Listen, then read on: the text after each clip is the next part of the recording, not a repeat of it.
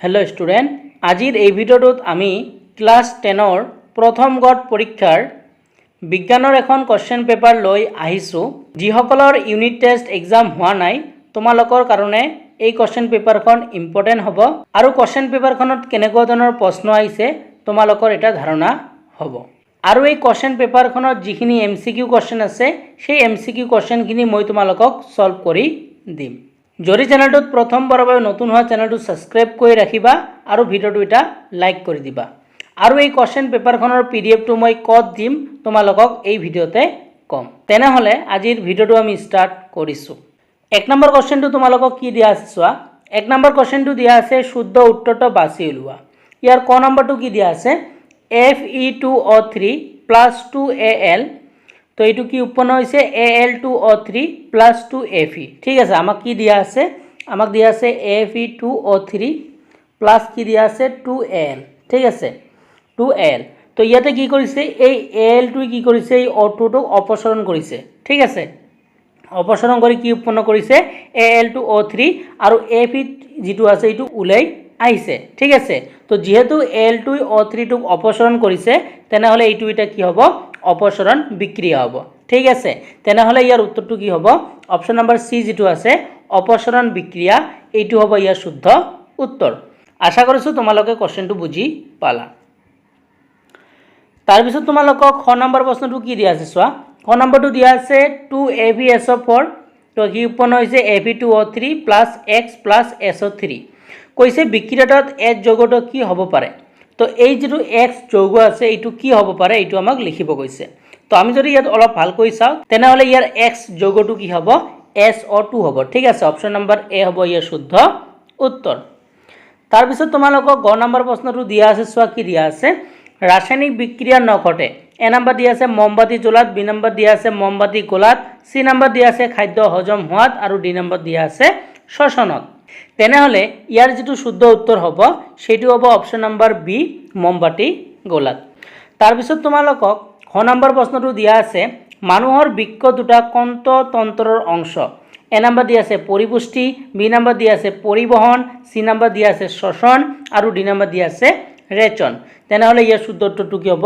Option number D ration এইটো তোমালোকৰ বুকত ডাইৰেক্ট কোশ্চেনটো দিয়া আছে তাৰ পিছত তোমালোকক 9 নম্বৰ প্ৰশ্নটো দিয়া আছে পাইৰুভেট অণু ভাঙি কাৰ্বন ডাই অক্সাইড পানী আৰু শক্তি উৎপন্ন হোৱা বিক্ৰিয়াটো সম্পাদিত হয় এ নম্বৰ দিয়া আছে সাইটোপ্লাজমত বি নম্বৰ দিয়া আছে মাইট্ৰকন্ড্ৰিয়াত সি নম্বৰ দিয়া আছে ক্লোৰোপ্লাষ্টত আৰু ডি নম্বৰ দিয়া আছে কোষ কেন্দ্ৰত তেনেহলে ইয়াৰ যেটো শুদ্ধ উত্তৰ হ'ব সেইটো হ'ব অপশন নম্বৰ বি যেটো আছে মাইট্ৰকন্ড্ৰিয়াত এইটো হ'ব শুদ্ধ উত্তৰ তাৰ পিছত প্ৰথম নম্বৰটো দিয়া আছে তেজৰ পৰা বৰ্জনীয় পদাৰ্থ আৰু অতিৰিক্ত তৰল পদাৰ্থসমূহ পৰিসূত্ৰ কৰি বাহিৰ কৰি দিয়াৰ বাবে মানৱ শৰীৰত থকা অংগটোৰ নাম কি এ নম্বৰ দিয়া আছে হৃদযন্ত্ৰ বি নম্বৰ দিয়া আছে হাওঁফাওঁ সি নম্বৰ দিয়া আছে বৃক্ক আৰু ডি নম্বৰ দিয়া আছে ক্ষুদ্ৰান্ত তো ইয়াৰ শুদ্ধ উত্তৰটো কি হ'ব অপশন নম্বৰ সি যেটো আছে বৃক্ক এইটো হ'ব ইয়াৰ শুদ্ধ উত্তৰ তাৰ পিছত দ্বিতীয় নম্বৰটো দিয়া আছে তলত উল্লেখ কৰা কোনবিধ উদ্ভিদৰ সঞ্জীৱনী পদাৰ্থ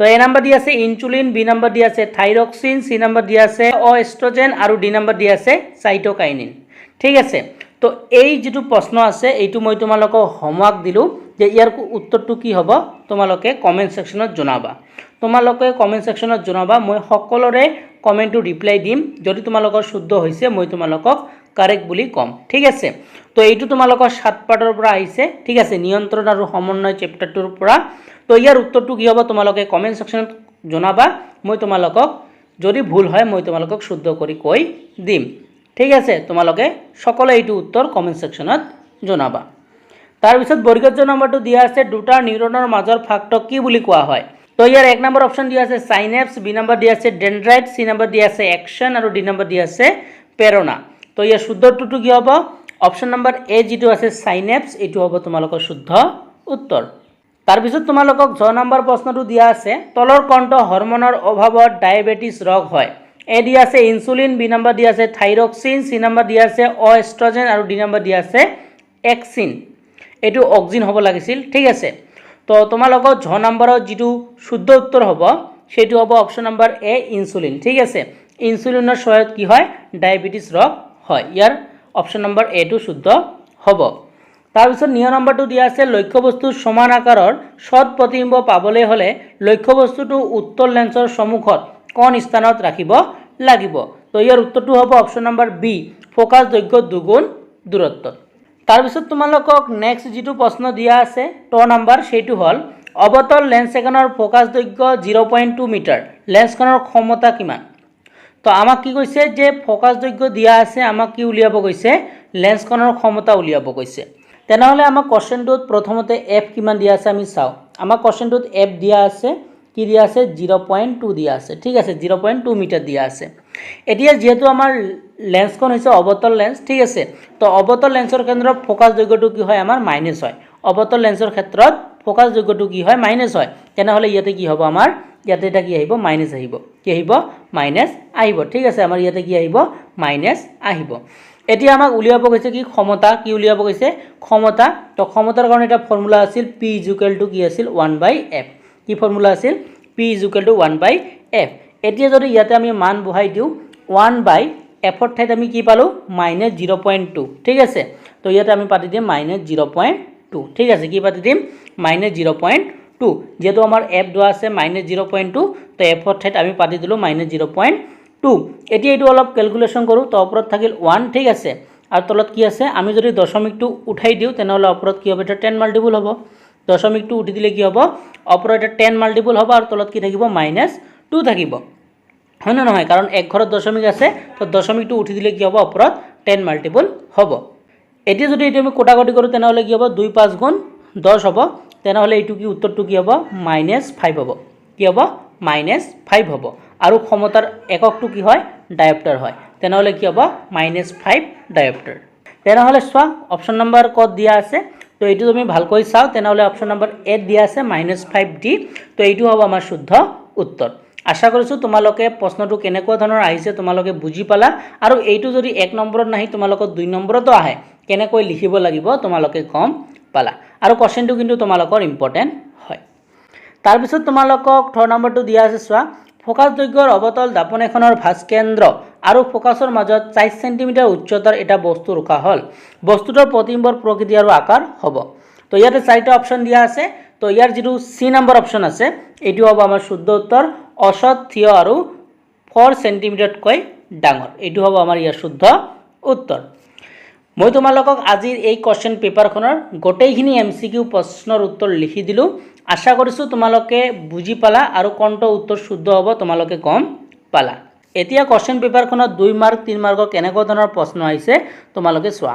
13 নম্বৰটো দিয়া আছে বায়ু দহনৰ আগত মেগনেছিয়ামৰ ফিটা এডাল পৰিষ্কাৰ কৰি ল'ব লাগে কিয়, এইটো 2 নম্বৰৰ কাৰণে আহিছে। 14 নম্বৰত তোমালোকৰ আহিছে তলৰ ৰাসায়নিক সমীকৰণসমূহ সন্তুলন কৰা, ঠিক আছে, ইয়াতে 3 নম্বৰ দিছে। 15 নম্বৰটো দিয়া আছে বগা চিলভাৰ ক্লৰাইড সূৰ্যৰ পোহৰত থৈ দিলে কি ঘটে সমীকৰণৰ সহায়ত লিখা, ইয়াতে 2 নম্বৰ দিছে। 16 নম্বৰ দিছে তেল আৰু চৰ্বি থকা খাদ্যবস্তু নাইট্ৰজেনৰ পৰিৱেশৰ পেকেটত ভৰোৱা হয় কিয়, ইয়াতে 2 নম্বৰ দিছে। তাৰপিছত তোমালোকক 17 নম্বৰটো দিয়া আছে অৱতল দাপনক গঠন হোৱা প্ৰতিবিম্ব ৰশ্মি চিত্ৰ আঁকি দেখুওৱা। তাৰপিছত 18 নম্বৰ দিয়া আছে পোহৰৰ প্ৰতিসৰণৰ নিয়ম দুটা লিখা, ইয়াতে তোমালোকক 2 নম্বৰ দিছে। তাৰপিছত তোমালোকক 19 নম্বৰ প্ৰশ্নটো কি দিয়া আছে চোৱা পানীত আংশিকভাৱে ডুব গৈ থকা মাৰি এডাল বেকা দেখা যায় কিয়। 20 নম্বৰটো দিয়া আছে 18 সেন্টিমিটাৰ ফোকাছ দৈৰ্ঘ্যৰ অৱতল দাপন এখনৰ সন্মুখত 27 সেন্টিমিটাৰ দূৰত্বৰ 7 সেন্টিমিটাৰ আকাৰৰ বস্তু এটা ৰখা হৈছে, দাপনখনৰ পৰা কিমান দূৰত্বত পৰ্দা এখন ৰাখিলে তাত স্পষ্টকৈ গঠন হোৱা প্ৰতিবিম্ব এটা পোৱা যাব, প্ৰতিবিম্বৰ আকাৰ আৰু আকৃতি নিৰ্ণয় কৰা। কোৱেশ্চনটো তোমালোকৰ 4 মাৰ্কৰ কাৰণে আহিছে। তাৰপিছত 21 নম্বৰ প্ৰশ্নটো দিয়া আছে চালক সংশ্লেষণত সংঘটিত হোৱা ঘটনাসমূহ কি কি। 22 নম্বৰটো দিয়া আছে আমাৰ পাকস্থলীত থকা এচিডৰ ভূমিকা কি। 23 নম্বৰটো দিয়া আছে অবাত শ্বসন আৰু সবাত শ্বসনৰ মাজত পাৰ্থক্য লিখা, 2 নম্বৰ দিয়া আছে। 24 নম্বৰ দিয়া আছে মানুহৰ হৃদযন্ত্ৰৰ আভ্যন্তৰীণ গঠনৰ চিত্ৰ আঁকি দেখুওৱা। 25 নম্বৰ দিয়া আছে নিউৰনৰ গঠনৰ এটা চিত্ৰ আঁকা, ইয়াৰ কাৰ্য বৰ্ণনা কৰা। 26 নম্বৰ দিয়া আছে প্ৰাণীৰ প্ৰতিধ্বনু কিয় সৃষ্টি হয়। 27 নম্বৰ দিয়া আছে আয়োডিন পুষ্ট লৱণ খোৱাটো কিয় আৱশ্যক। 28 নম্বৰটো দিয়া আছে উদ্ভিদৰ সজ্জীৱনী পদাৰ্থবিলাক কি কি। তো তোমালোকৰ এইখনেই আছিল তোমালোকৰ কোৱেশ্চন পেপাৰখন। আশা কৰিছোঁ কোৱেশ্চন পেপাৰখনত কেনেকুৱা ধৰণৰ প্ৰশ্ন আহিছে তোমালোকে বুজি পালা, আৰু তোমালোকে এই কোৱেশ্চন পেপাৰখন প্ৰেক্টিছ কৰিবা। আৰু ভিডিঅ'ৰ প্ৰথমতে যিটো ক'লোঁ ইয়াৰ PDF টো ক'ত পাবা ইয়াৰ PDF টো আমাৰ হোৱাটছএপ গ্ৰুপত দি দিম তোমালোকে আমাৰ হোৱাটছএপ গ্ৰুপত জইন হৈ ল'বা তাত মই তোমালোকক PDF টো দি দিম তেনেহ'লে নতুন এটা ভিডিঅ'ৰ লগত তোমালোকৰ লগত পুনৰ দেখা দেখি হ'ম ভিডিঅ'টো চোৱাৰ কাৰণে তোমালোকক ধন্যবাদ জনাইছোঁ